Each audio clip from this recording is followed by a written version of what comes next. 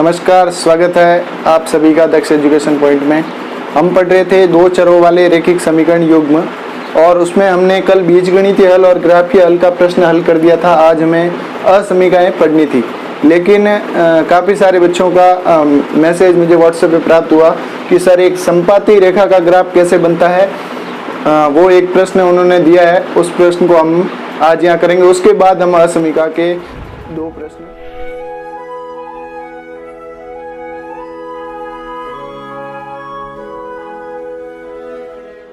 करेंगे।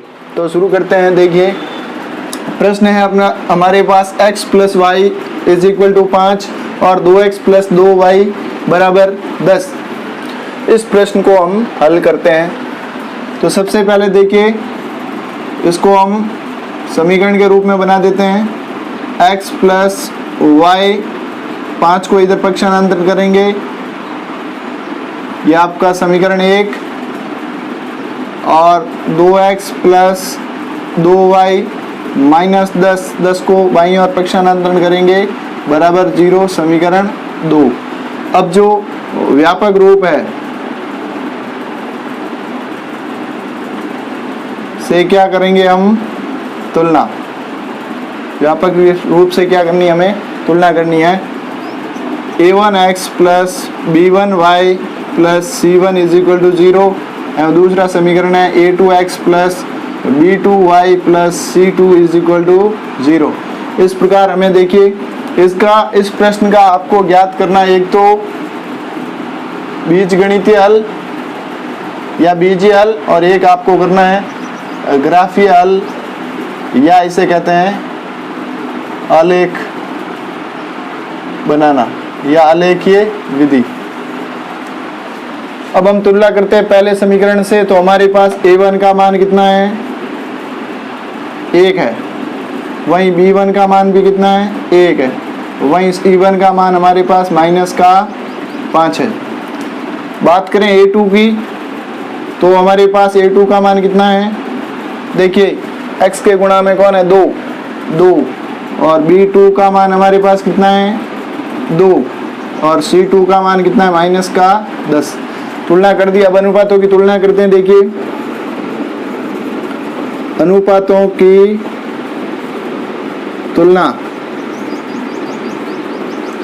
तुलना करेंगे तो क्या आएगा, देखिए 1/2 is equal to 1/2 is equal to minus 5/-10। Minus से माइनस कट गया, 5 में 5 का भाग 1 बार और 10 में 2 बार, यानी कि क्या आ रहे हैं, तीनों अनुपात हमारे पास बराबर आ रहे हैं। तो हमने कल सारणी बनाई थी, उस सारणी में हमने देखा था, जब दूसरे पॉइंट में हमने अनुपातों की तुलना की थी, तो उसमें हमने क्या किया था, जब तीनों अनुपात बराबर आ रहे हैं इसका मतलब रेखाएं संपाती होगी और उनके अनेक हल होंगे।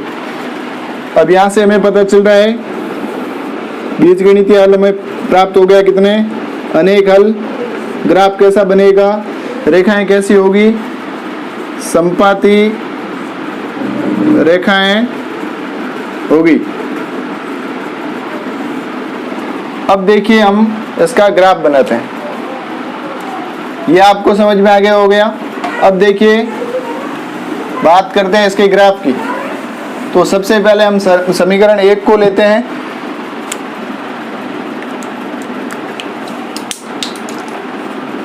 समीकरण 1 से, समीकरण 1 क्या है हमारे पास, x plus y is equal to 1। तो x बराबर, हम बराबर x के बराबर कर लेते हैं 5 माइनस y। अब यह मान रखते हैं y का, y बराबर 0 रखने पर क्या आएगा, x बराबर 5 माइनस 0, यानी x का मान कितना आया, 5। जब आपने y बराबर 0 रखा तो x का मान कितना आया, 5। दूसरी बार में जब आप y का मान 5 रखते हैं, रखने पर क्या आएगा, x बराबर 5 minus 5 is equal to x बराबर कितना आ जाएगा, 0। अब आप एक y का मान और रख देते हैं, जैसे आप रख देते हैं 10,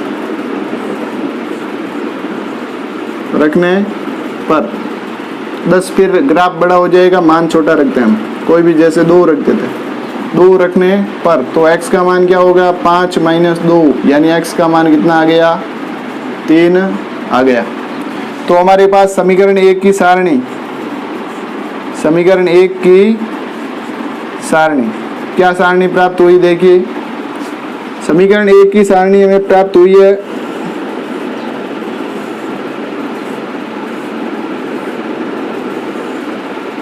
x और y।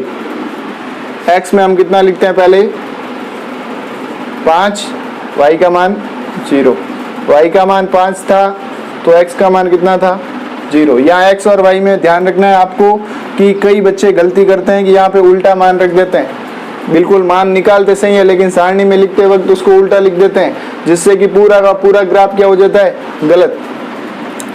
y का मान 2 और x का मान कितना है, x की लाइन में लिखना है 3। अब समीकरण 1 की सारणी प्राप्त हो गई। इसी प्रकार हम करते हैं समीकरण 2 से, क्या है 2 हमारे पास, 2x + 2y बराबर 10। इसको जब हम x के बराबर करेंगे तो क्या आएगा, 10 - 2y, और x बराबर क्या हो गया, 10 - 2y/2, क्योंकि जो x के गुणा में है वो पक्षांतर करने के बाद कहाँ जाएगा, भाग में जाएगा। अब हम मान रखते हैं y बराबर 0 रखने पर तो क्या आ जाएगा, देखिए x बराबर 10 - 2 गुणा y का मान 0 रखना है बट्टे 2। इसका मतलब 10 में से 0 घट गया, 2 और 0 का गुणा क्या होगा, 0।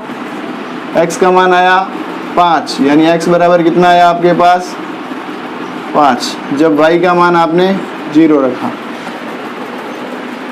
अब देखिए y का मान आप रख देते हैं 1 रखने पर तो क्या आता है, देखिए 10 - 2 गुणा y का मान 1 रखना है बट्टे 2।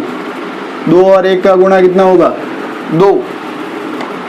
10 में से 2 घटेगा, कितना आएगा, 8/4, सॉरी 2, कितना आएगा, 4, यानी x का मान कितना आ गया, 4 आ गया।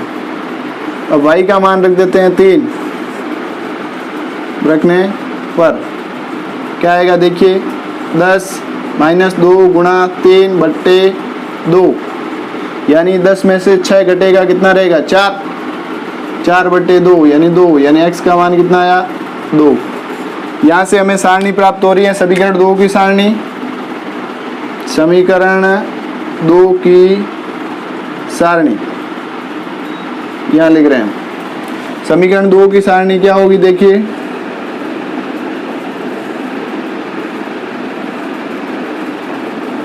यहाँ लिखते हैं हम x, यहाँ लिखते हैं y। y का मान कितना है, पहले में 0, तो x का मान कितना आया, 5। y का मान कितना है, 1, तो x का मान कितना है, 4। यहाँ पे y का मान कितना है, 3, तो x का मान कितना है, 2। अब देखिए 2 सारणियाँ हमें प्राप्त होगी, इससे हम ग्राफ बनाते हैं। क्या बनाते हैं, ग्राफ। तो देखिए इसका जो हम ग्राफ बनाएंगे वो कैसा बनेगा, देखिए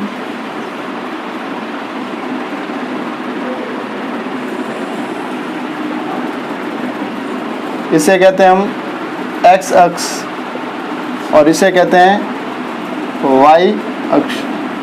ये आपका होता है x डैश अक्ष और ये होता है y डैश अक्ष। अब अधिकतम मान 5 है, यहाँ पे भी कितना है, 5, तो हम 5 तक क्या कर देते हैं, इसको ग्राफ को बना देते हैं।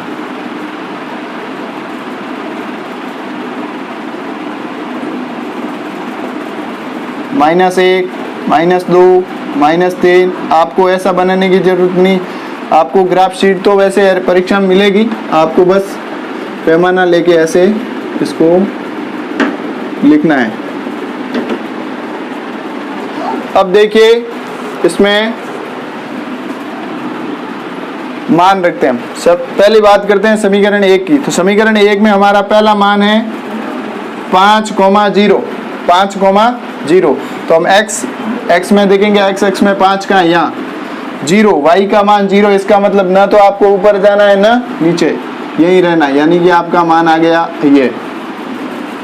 दूसरे मान की बात करें तो 0,5, x का मान 0, y का मान 5, x 0 कहाँ होगा यहाँ पे, और y का मान कितना है 5, यानी प्लस का है तो हम ऊपर की ओर जाते हैं 5, ये आपका आ गया। उसके बाद देखिए 3,2, x का मान 3 है, यानी x का मान प्लस का 3 इधर है, माइनस का 3 इधर है, हमें प्लस का 3 चाहिए तो यहाँ पे आ गए हम प्लस के 3 पे। और उसके बाद देखिए y का मान कितना है 2, तो y का मान 2 है, वो भी किस में है पॉजिटिव है, धनात्मक है, तो ऊपर की ओर जाते हैं यहाँ, तो हमें क्या मिल गया ऐसे। अब देखिए ये जो हमें पॉइंट मिला, इससे हम एक क्या बनेंगे, एक रेखा बनाएंगे, सरल रेखा, जिसका नाम क्या होगा x प्लस वाई बराबर 5। अब बात करते हैं हम दूसरे समीकरण की। तो दूसरे समीकरण में क्या है देखिए, x का मान 5 और y का मान 0।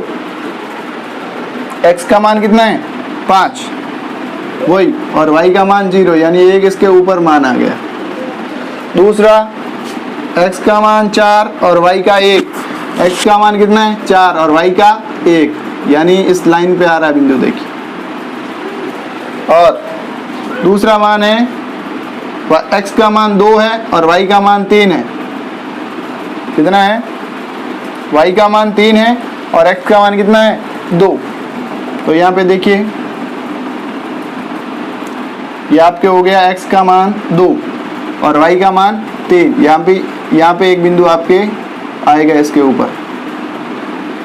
तो देखिए अभी जो हमारे पास नए बिंदु आए हैं वो ये हैं, एक तो 1 4 वाला, एक ये, और एक ये बिंदु है, और एक ये बिंदु है, और एक ये बिंदु, यानी कि जो लाइन आएगी वो इस लाइन के क्या आएगी, बिल्कुल ऊपर आएगी यहाँ तक।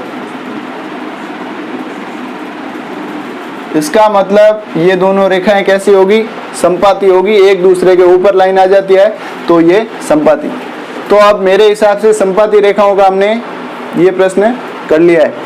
तो बिल्कुल आसान है, आपको बस ये जो प्रश्न जैसा मिल रहा है उसके आधार पे आपको सरल रेखाएं बनानी है, वो चाहे प्रतिच्छेद करे चाहे संपाती हो। बच्चे यहाँ पे कंफ्यूज हो गए कि सर हमारा ग्राफ तो एक लाइन के ऊपर ही दूसरी लाइन आ रही है, सही आ ही नहीं रहा है, प्रतिच्छेदी नहीं आ रहा है। तो मैंने आपको कल सारणी पूरी बनाई थी, उसमें बता दिया है कि प्रतिच्छेदी रेखाएं होगी या संपाती होगी, और वहाँ पे मैंने संपाती के बारे में डिस्कस भी किया था कि संपाती रेखाएं क्या होती है, और उसके बाद हमने समांतर रेखाओं के बारे में समझा था। अब हम चलते हैं सीधे असमीकाओं की ओर। असमीका का प्रश्न देखिए अगर पूछा जाता है, अब देखिए कोई डाउट नहीं होना चाहिए इसमें, संपाती रेखाएं पे अगर एक रेखा पे दूसरी रेखा आ रही है तो उसको वैसे ही बना दीजिए, वो आपका गलत नहीं है, क्योंकि संपाती रेखा का प्रश्न होगा तो संपाती रेखाएं आएगी। अब देखिए बात करते हैं हम असमीकाओं की।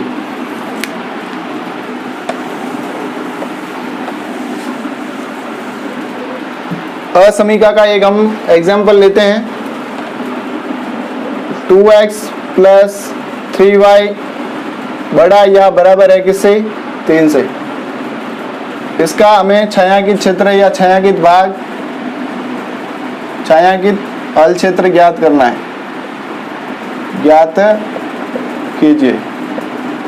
तो कैसे करेंगे देखिए, पहला काम, जब भी हम असमीका को सरल करते हैं तो सबसे पहला काम हमारा ये बनता है कि जो भी असमीका दे रखी है उसको एक सरल रेखा में परिवर्तित करना। तो हम सबसे पहला काम करते हैं, 2x plus 3y is equal to 0। सरल रेखा में हमने इसको बदल दिया, सॉरी 0 नहीं आएगा, यहाँ पे क्या आएगा 3, यहाँ पे कितना है 3। पहला काम आपको यह करना है, जो आपको असमीका दे रखी है उसको एक रैखिक समीकरण में आपको परिवर्तित करना है, ये हमने कर दिया। उसके बाद आपको क्या करना है, x बराबर 0 रखने पर क्या आता है, 2 गुणा x का मान 0 प्लस 3y बराबर 3, यानी कि क्या आ गया, कितना आ गया देखिए ये 0 हो गया। 3y बराबर 3, यानी कि y का मान 3/3, 3 के गुणा कितना आएगा 1, यानी कि एक बार आपको x बराबर 0 रखना है और दूसरी बार क्या करना है, y बराबर 0 रखना है। यहाँ पे जैसे ही हमने x बराबर 0 रखा तो हमें y अक्ष पर बिंदु प्राप्त हुआ, बिंदु 0,1 होगा। क्या होगा, 0,1, क्योंकि x का मान 0, y का मान 1। इसी प्रकार हम y बराबर 0 रखते हैं।